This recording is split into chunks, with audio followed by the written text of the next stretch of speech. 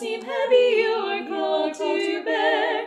Count your many blessings, every doubt will fly, and you will be singing as the days go by. Count your blessings, name them one by one.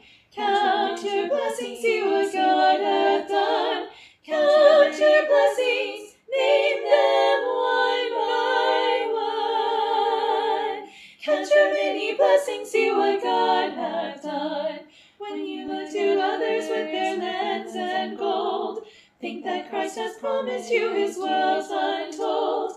Count your many blessings, money cannot buy your reward in heaven nor your home on high.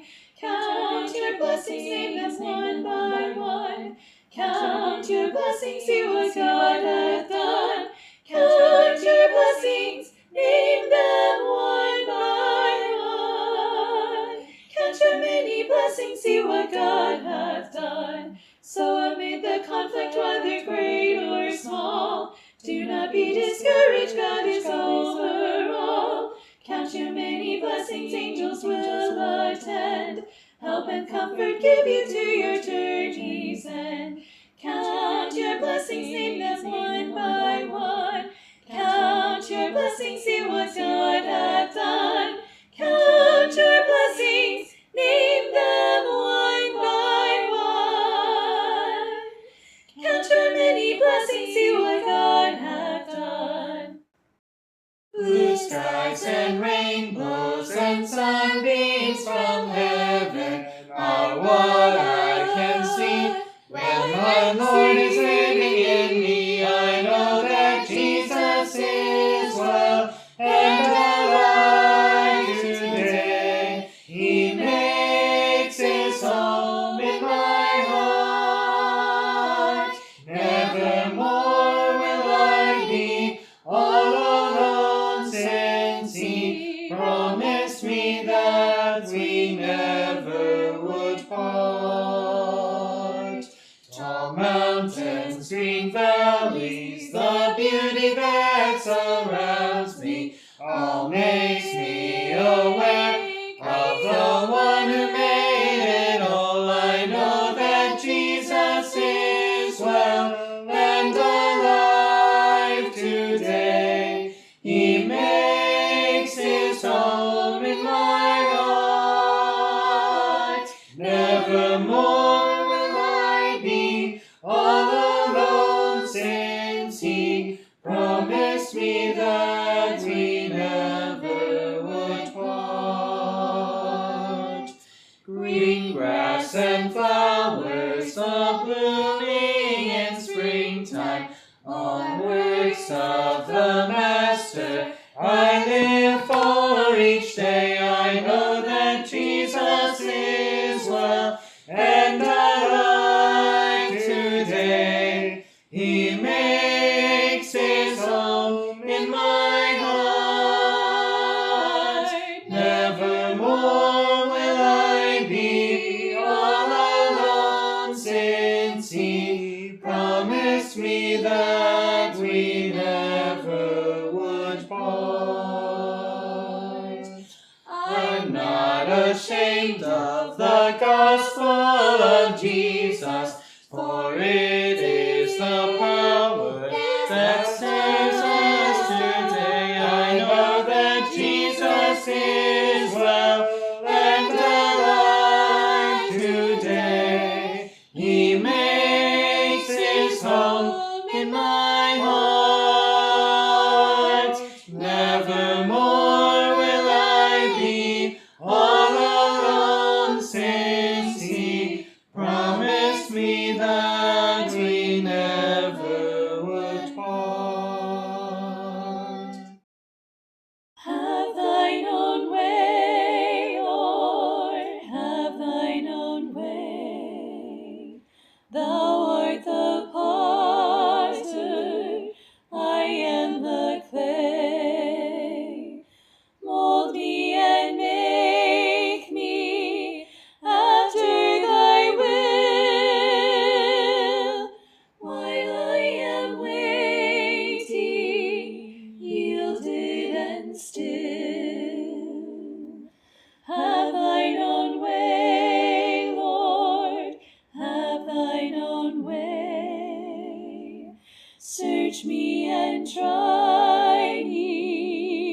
Master today.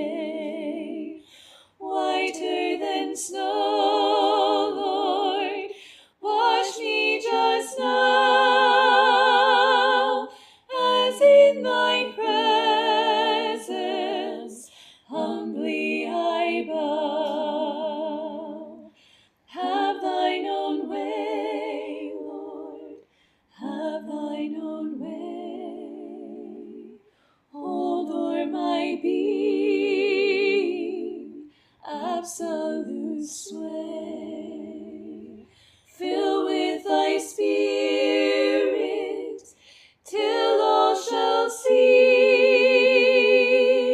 Christ only always living in me. If the skies above you are gray, you are feeling so blue. If your cares and burdens seem great all the whole day through, there's a silver lining that shines in the heavenly land. Look by faith and see it, my friend. Trust in His promises, friend. Sing and be happy, press along to the goal. Trust in Him who leads you, He will keep your soul. Let all know where you be faithful, look to Jesus and Him and pray. Lift your voice and praise Him in song. Sing and be happy today. Often we are troubled and tired, sick with sorrow and pain. There are others living in sin, blessed with earthly gain. Take new courage, we cannot tell what tomorrow may bring. When the dark clouds vanish away, then your heart truly can sing. Sing and be happy, press along to the goal. Trust in Him who leads you, He will keep your soul. Let all know where you be faithful, look to Jesus and Him and pray. Lift your voice and praise Him in song. Sing and be happy today. Oft we fail to see the rainbow up in heaven's fair sky, when it seems the fortunes of earth frown and pass us by. There are things we know that are worth more than silver and gold. If we hope and trust Him each day, we shall have pleasure untold. Sing and be happy, press along to the goal. Trust in Him who leads you, He will keep your soul. Let all know where you be faithful, look to Jesus and Him and pray. Lift your voice and praise Him in song. Sing and be happy today.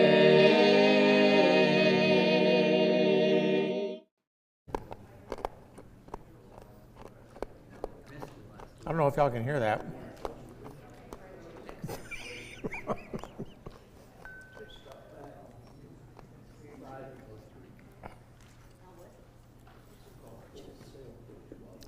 Good morning. We're going to be looking at lesson 2 in our series on the nature of God.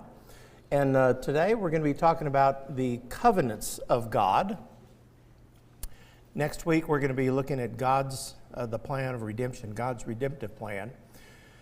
And then we're going to spend 3 weeks dealing with God the Son in the form of Jesus, and then 3 weeks God the Holy Spirit, and then we're going to have a written essay examination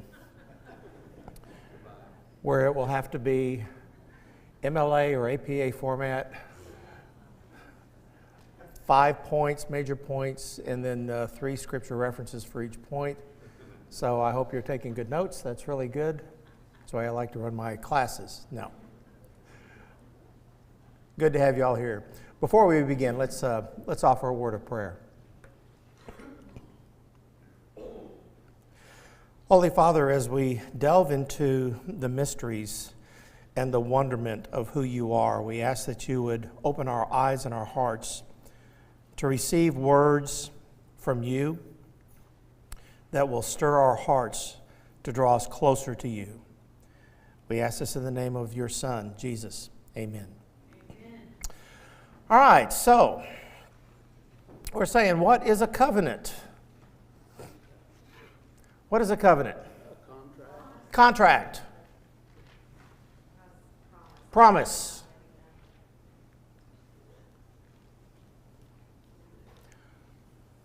Okay, it's early, isn't it? Right? But we can stop with that because what I start off with is, I know my wife wins the award. It's a promise. A covenant is a promise that is made between two parties, whomever the parties are. And it is also a binding agreement between those two parties. Now, it doesn't have to be two individuals. It can be entities and things. But it's a binding agreement. Someone is going to offer and the other is going to accept.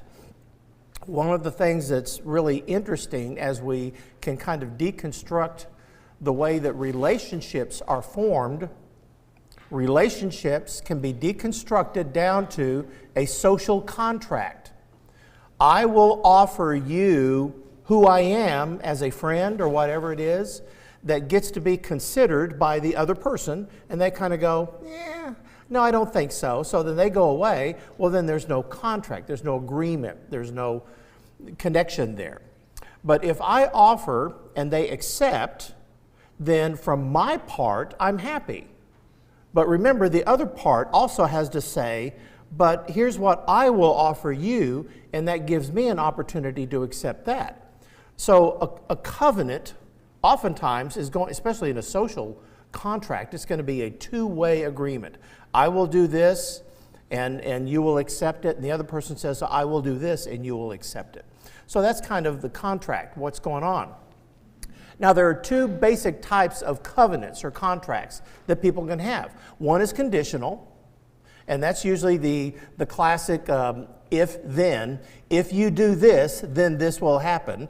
And if you don't do this, then this will not happen. So it's that if-then kind of concept.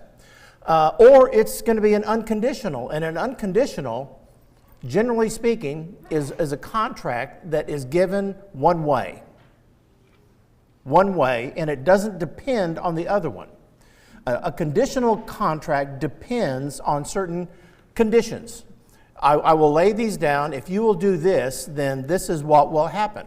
So what are some types of agreements or covenants that people make?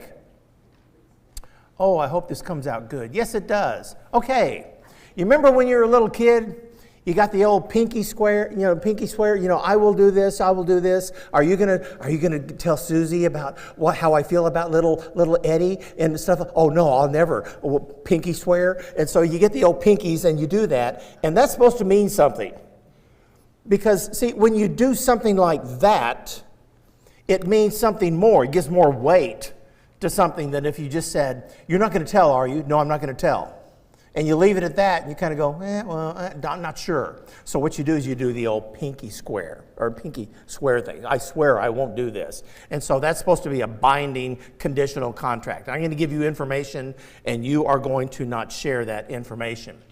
Okay, well, one of the more common contracts that we have is in a marriage contract. And in this type of contract, which is interesting because many people forget this as they're married, as they go through life. A marriage contract has very little about what I will get out of it. Because a marriage contract basically says, this is what I will do for you. I will love you, I will honor you, I will do this, till death do us part, sickness and health, richer for poor, blah, blah, blah, right? All the verbiage of the contract. This is what I'll do for you. And the other one person looks at it and goes, I will, right? Yeah, I'll do that.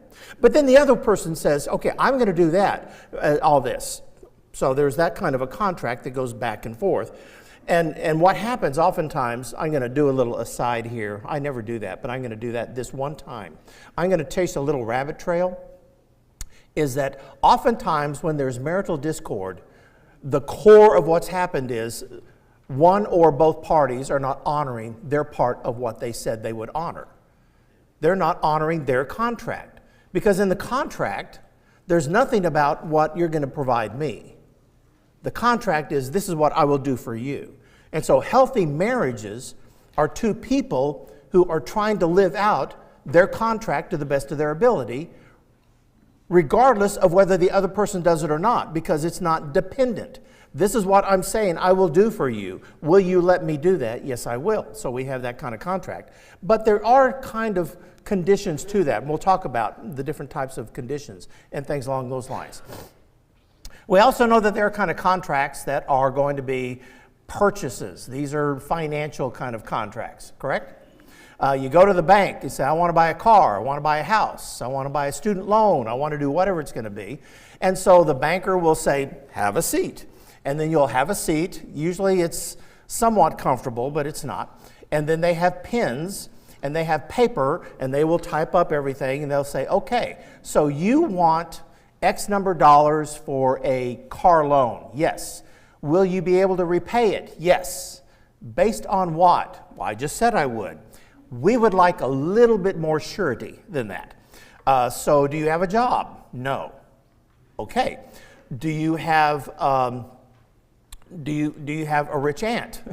And they go, as a matter of fact, I do. Then they go, how rich?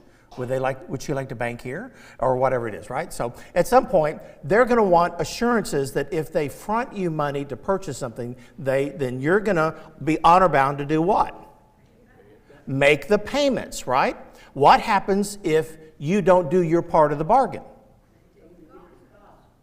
Right. You find a tow truck in front of your house at 3 a.m. that's backed up, beep, beep, and all that, and it's hauling it off, or something to that effect, right? It's a breach of that contract. Now, one that we don't really get into much, but we have with, again, usually with kids, or there are some cultures that have blood covenants. The blood brother thing. And, we see that with boys, hey, we're going to do this. So what they'll do is they'll prick their thumb and they'll mix their blood.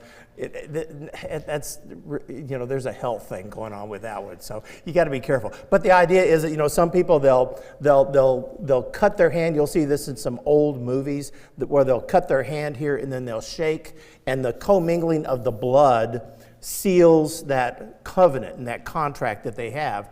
And that is just as binding as any other contract. Well, there's different types of contracts, and it's dependent on at least two parties with all that. So when we're looking at the covenants that are in the Bible, what are the covenants in the Bible? Now, in doing my research, I've counted as few as 5 and as many as 9 that God has made with people. So I'm going to go the slower or the lesser route. We're going to be talking about 5 because I think these are the big 5, the big 5. But I'm going to start off with one that is that I didn't list here. That I said, well, maybe that would be a good one to start with.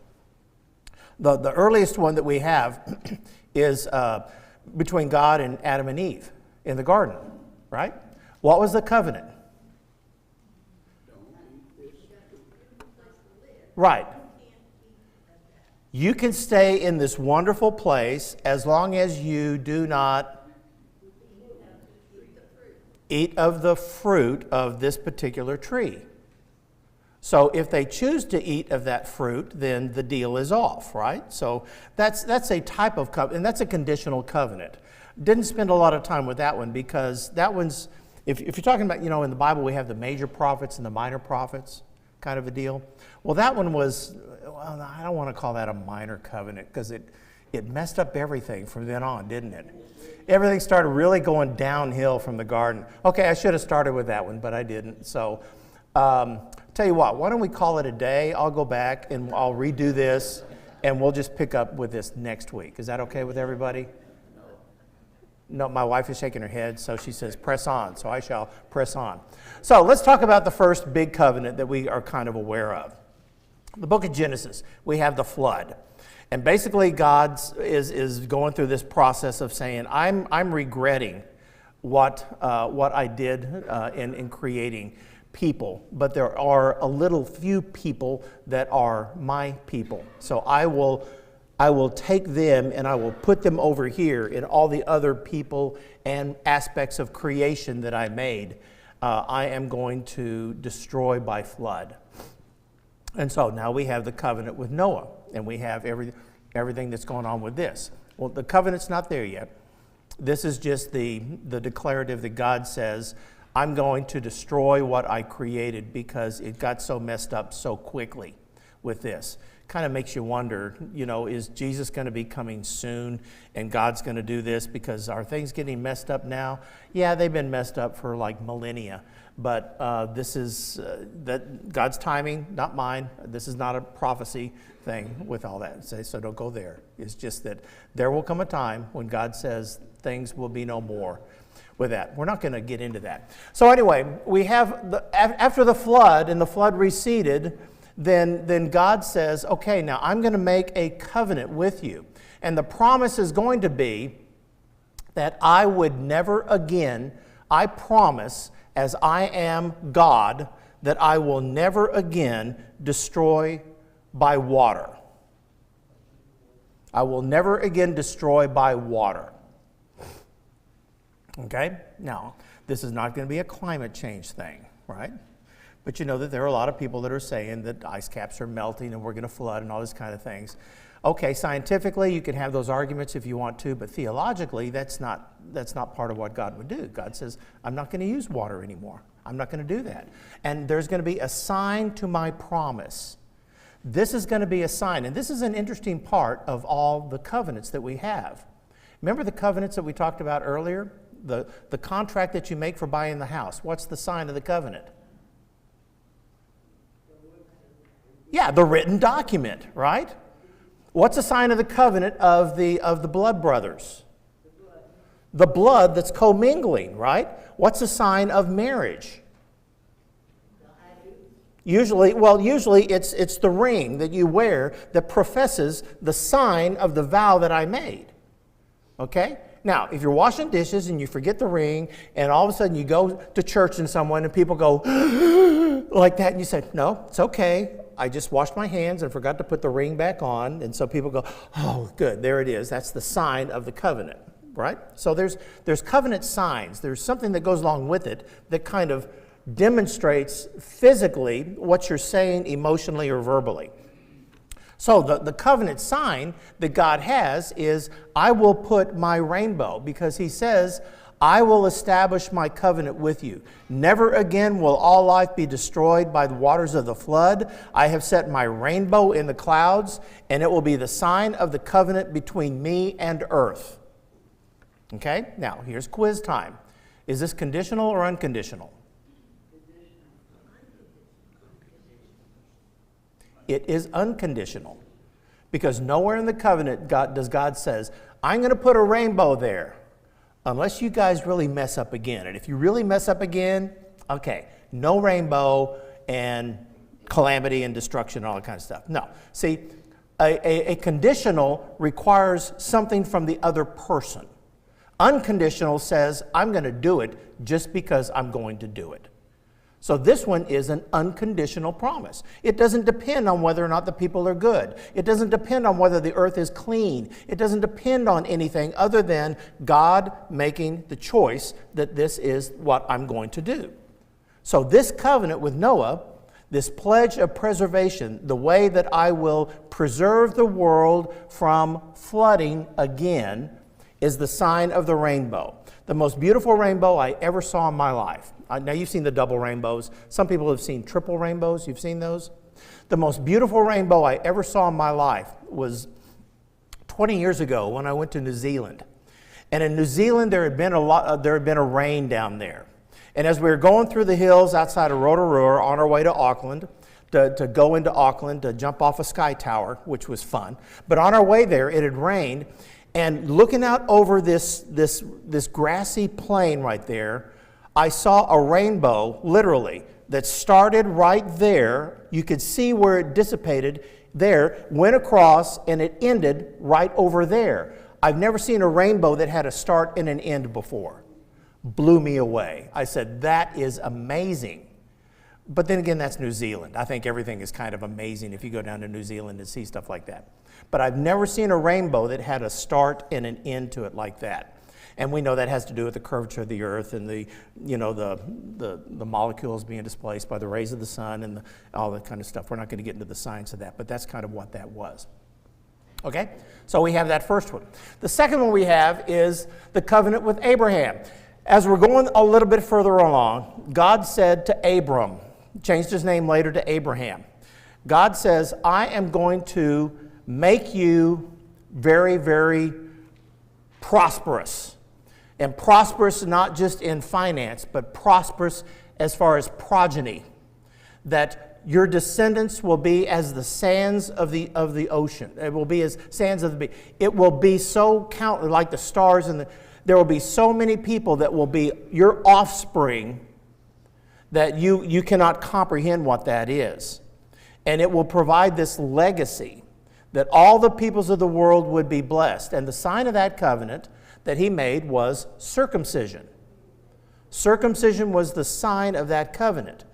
So, sign of the Abrahamic covenant, if there is separation, it shows that you are being set apart and sanctified in this commitment to God that I am going to be set apart for his purpose.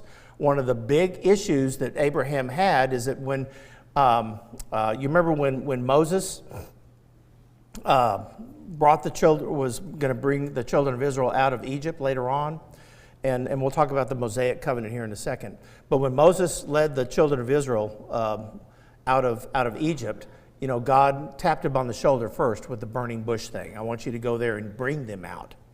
And as he was going back, you remember his wife? You remember what her name was? Zipporah. Okay, Zipporah. There's a time when God got really angry on Moses' journey back to Egypt to kind of gather the children to bring them. God got really upset with Moses and Zipporah. And Zipporah basically took a flintstone and circumcised Moses' sons. They had not been, and threw the foreskins at his feet in contempt. Now, she was not Israeli. She was not Hebrew at that time. She was not part of the clan, the chosen people.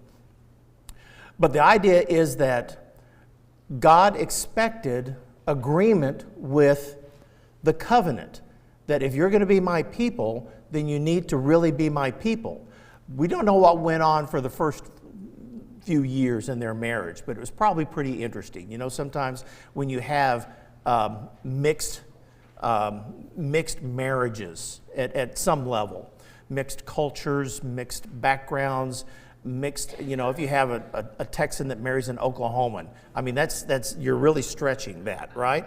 When you have those kind of marriages or those relationships where they come from a different perspective, that there has to be some kind of accommodations to the other person's perspective. Well, the big accommodation was that the covenant arrangement of circumcision was not agreed upon at that time, and that was a significant issue with what was going on with Moses and that.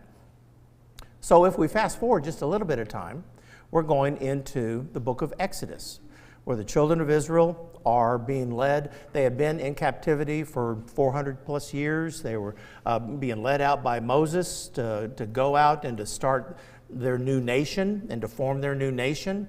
And hundreds of thousands, if not millions, came out through all that process. They wandered in the desert, and then they finally got to Canaan, the promised land. And then we will go into, how they conquered that land and took possession of the land that God had promised them, because part of the early promises to Abraham was that the land would be theirs, and now it was coming to fruition.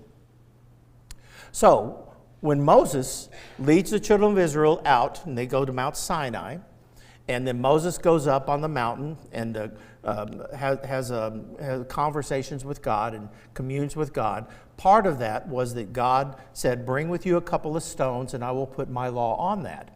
And so Moses, carved out some stones. We don't know how big they were. Evidently they were big enough to put some words of God on there, but small enough that he could carry them down a mountain, because he was carrying these things down a mountain. So they're not massive stones, but they're significant. So anyway, he took these up, and God writes the law on there, and Moses takes it down, and then he shares that with the people, and they celebrate and everything like that. Well, at least the second time. First time didn't go so well. The second time, then Moses brings those down, and they have this covenant relationship. So at Mount Sinai, this was going to be a conditional type of a covenant. I will be your God, and you will be my people. And I will continue to be your God as long as you continue to be my people. And so I'm going to give you the laws that you are going to follow. And as long as you follow the laws, then we will be okay. And I will make provision for you. I will take care of you. I will bless you. I will protect you. I will make you victorious in war. I will bring you water for your plants. I will provide bounty for you.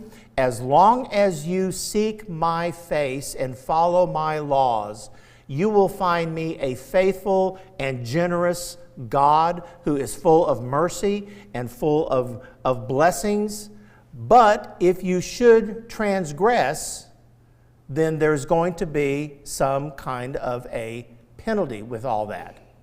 If you obey me fully and keep my covenant, conditional is going to have an if then. If you will obey me and fully keep my covenant, then you out of all nations will be my treasured possession. What's the inference there? If you don't, then don't expect the goodies. Right? And parents do that with kids all the time. If you will clean up your room, then you can go to Susie's party. Okay? But the inference is, if you don't clean up your room, you can't go to Susie's party. Or at least you'll be very, very late, because you're going to have to do this. Okay? So the idea of, I will make you a special people all the way through, and I will be your God, and you will be my people. As long as you obey my laws, as long as you seek my favor, then you will find my favor to be very generous.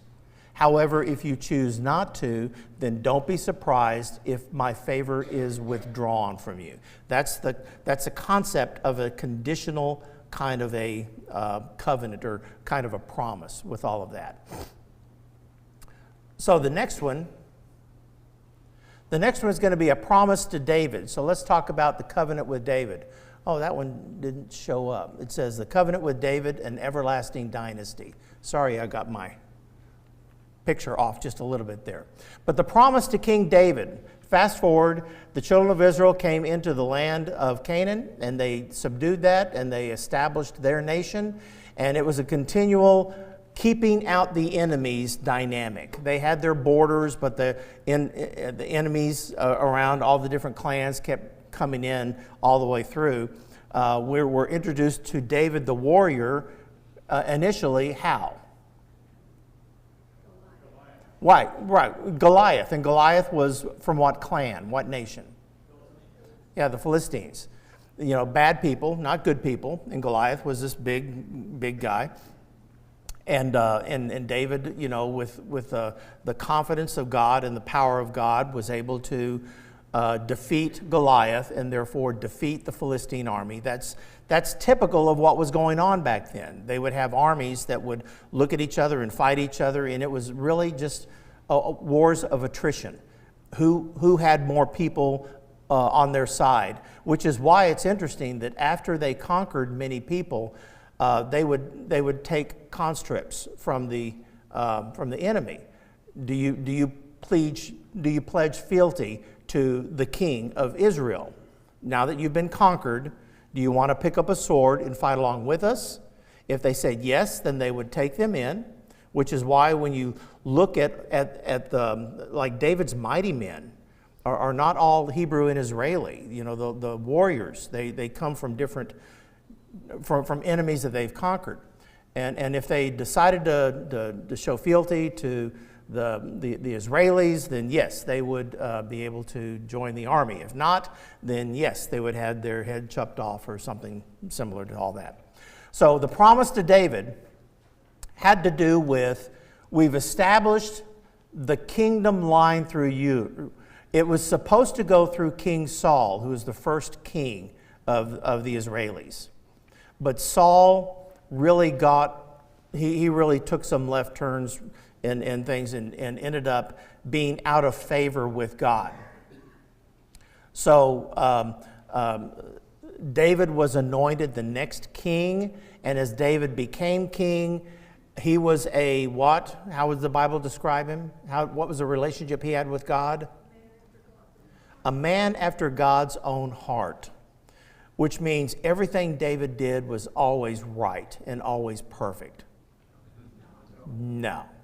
David had his share of mess-ups in going through his life journey. The thing that I think made him a man after God's own heart is he was easily convicted of his sinful nature and brought to face-to-face awareness about how difficult it is to walk the line to stay in favor with God 24/7. Because that's hard for us today.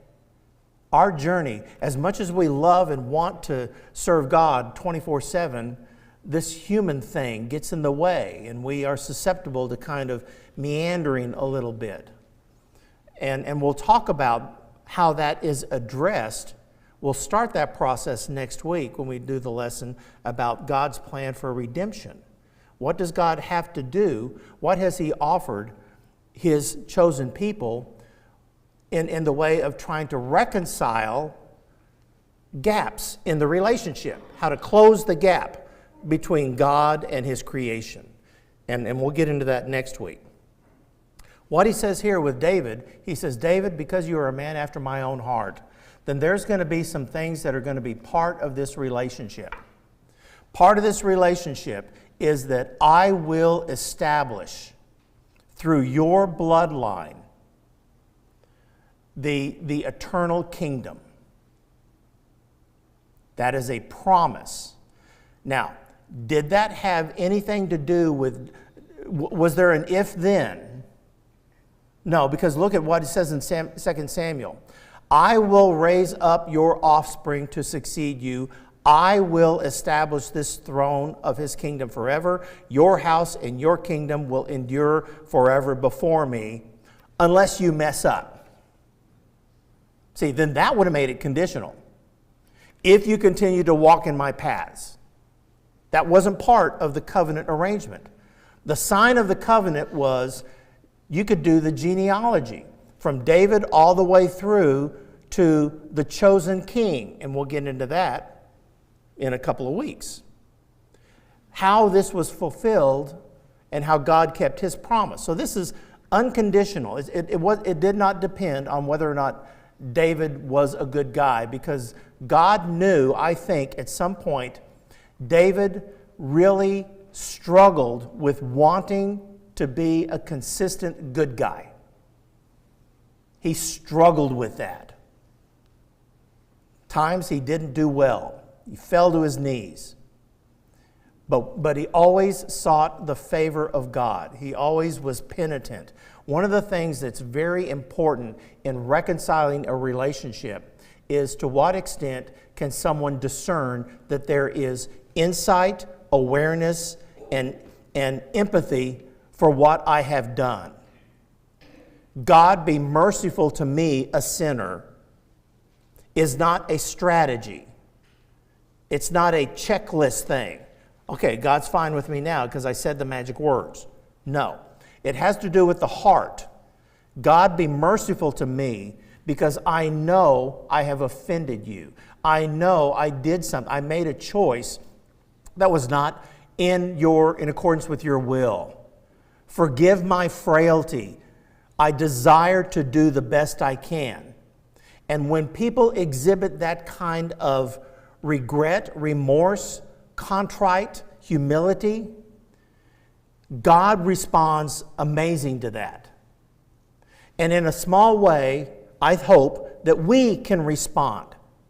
When we discern that someone who has offended us, that they come to us and they say, I am really sorry. It's a matter of pride or humility whether or not you accept that. If they come to you and they say, I am so sorry, and you say, it's not enough. I need more. I don't believe you. You hear the pride? What if God did that? No, I think you're just saying the magic words. You don't really believe that. No. The thing is, I believe, especially as believers, we're to be quick to forgive and quick to accept forgiveness. If somebody comes to us and says, I'm sorry, I would hope that the first thing out of your mouth and out of your heart is, I forgive you. Now, you still may need to struggle with the feelings because they're going to be right in front of you. You may have some residual, hurt feelings or animosities or whatever it is, but I forgive you. I forgive you.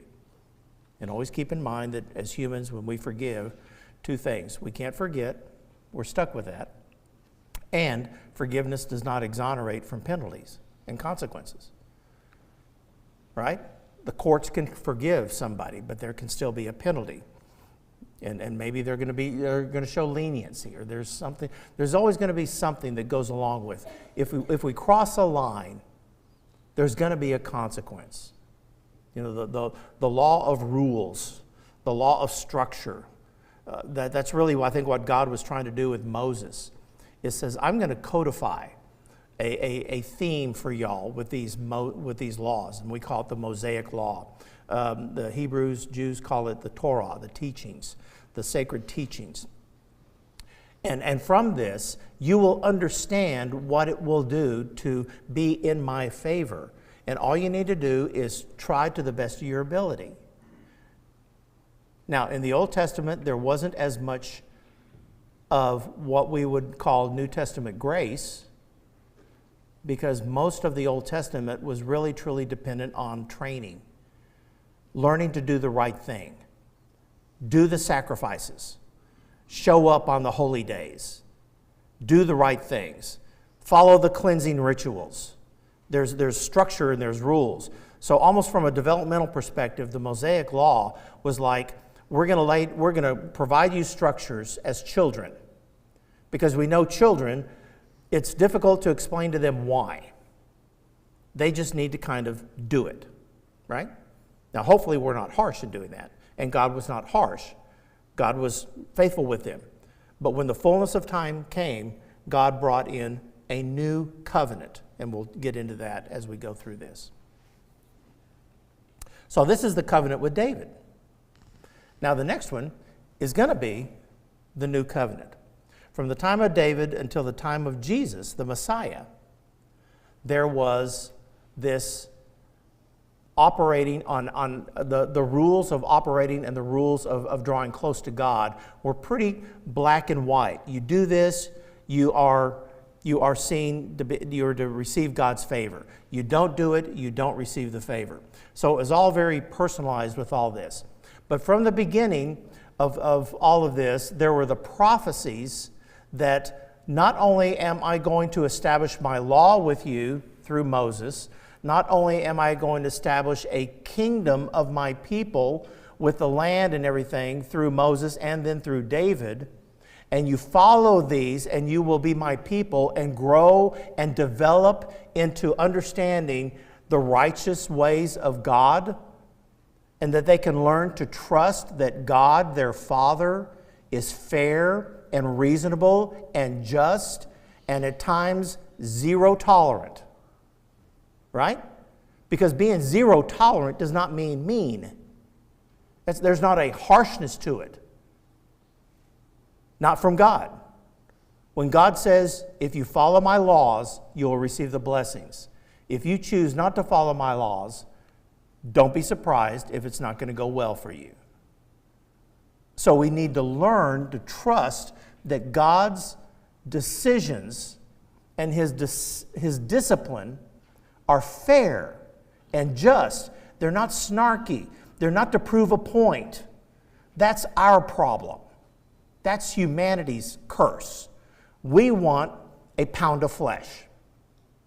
Sometimes we want 2 or 3 pounds of flesh. We want to feel justified. Okay? Fortunately, God does not demand that same type of system. That's our system that is, we're trying to move toward this.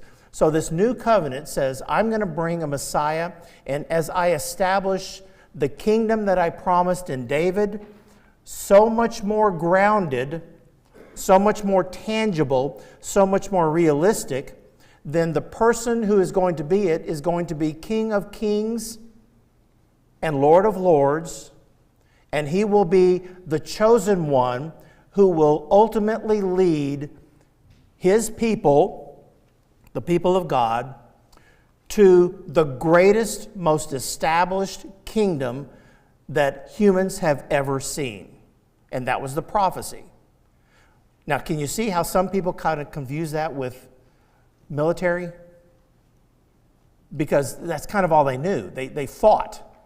They fought to protect their borders and their boundaries. They fought to keep people from, attacking the Philistines and the Amalekites and the Amorites and the Edomites and all the ites. They had all these wars against all of them to keep them from coming in and infiltrating and stealing all of the things that God had provided with them.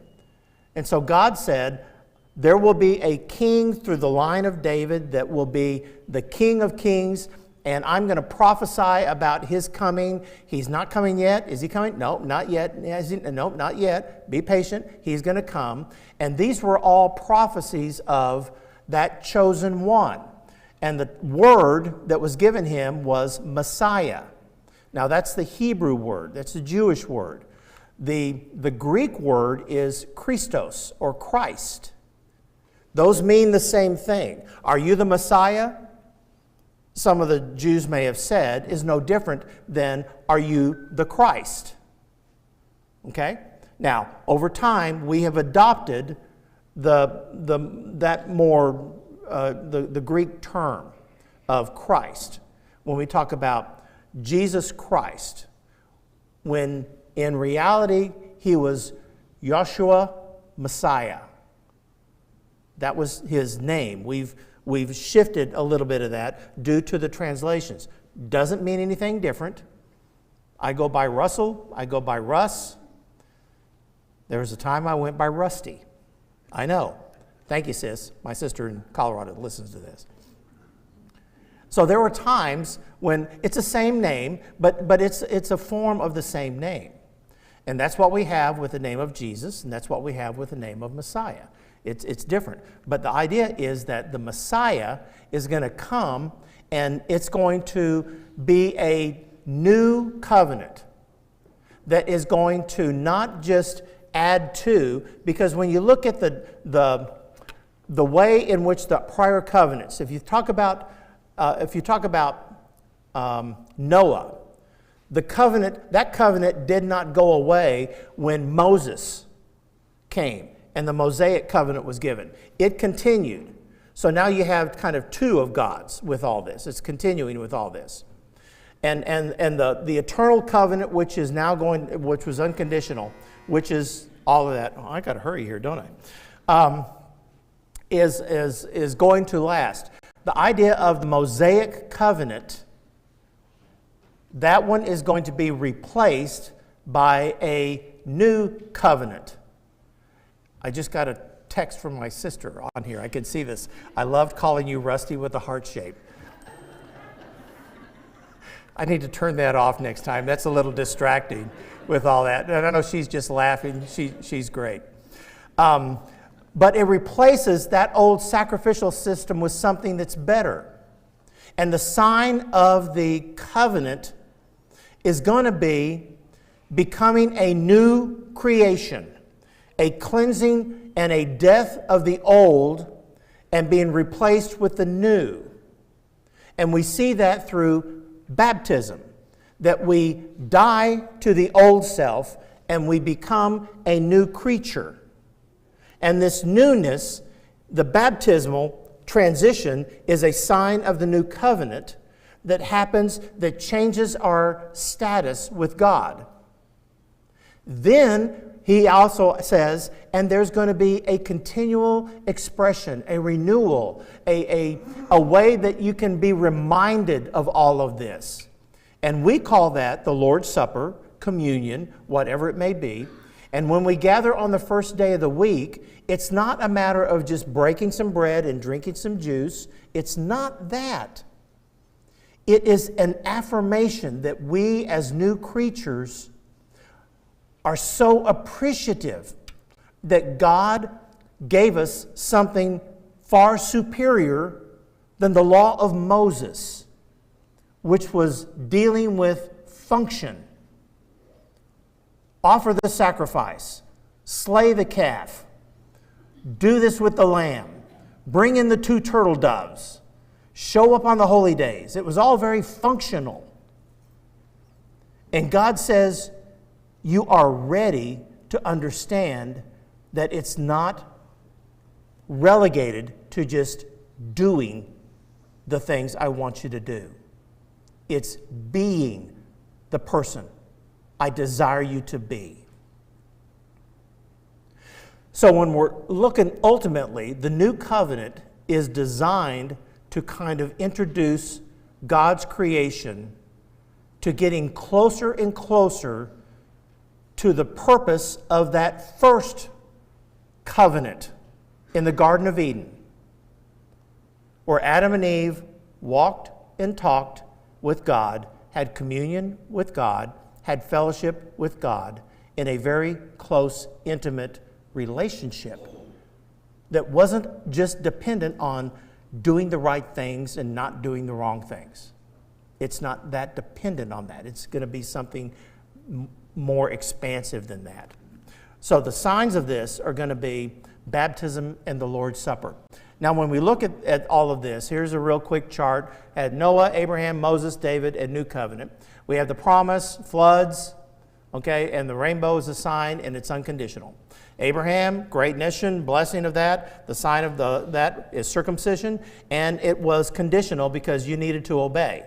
If you did not obey, then you were in trouble, okay? Moses, you will be my people. Out of all the people on the entire planet, God chose these people. Why? That's question number 12. You can ask him when you get to heaven, right? Or something. The sign of that was the Mosaic law and circumcision, with or the laws that you will follow, and that was based on obedience. David, the kingdom will never leave you. The kingdom that I is establishing will be that. And the sign is going to be placing that Messiah, that kingdom on that throne. He will stay on the throne. David will stay on the throne with all this, and the bloodline will carry that. And that was unconditional because God says, I'm not going to vary that promise. And then the new covenant has to do with forgiveness and relationship, reuniting in a more intimate, emotional way, the heart level, not just the behavioral level. And baptism and the Lord's Supper are the signs of this covenant, this new person, this new way of doing things with God that requires faith and obedience through Jesus the Messiah who is coming. And we're going to start talking about Jesus the Messiah and Jesus the Son in 2 weeks. Next week, we're going to lay out the redemptive plan with everything. So some key takeaways. Let me do this because this is really kind of my last slide. God's covenants reveal his progressive plan for reunification. What was damaged in the garden, God always desired to kind of reconnect and reunify that relationship. And that's what this whole, when you look at it developmentally across the history of the Bible, the Old Testament, and then tie in with the New Testament, the whole purpose of that is to bring people back together. So consider how God's promises of preservation, blessing, shape your relationship with Him, and then commit to seeking Him and trying your best to be a person after God's own heart, because that's what He desires and that's what He wants for us to do. So next week we're gonna wrap up our God the Father portion of this series by looking at what is this plan of redemption, redeeming people, having people come back to Him in a way that's going to be very intimate with all that, and we'll see how that lays out all the way through Scriptures. So I didn't have time for a comment. I started talking about my name too much, I guess, with that. So we'll have some time for those next week. But thank you for your attention. Appreciate that.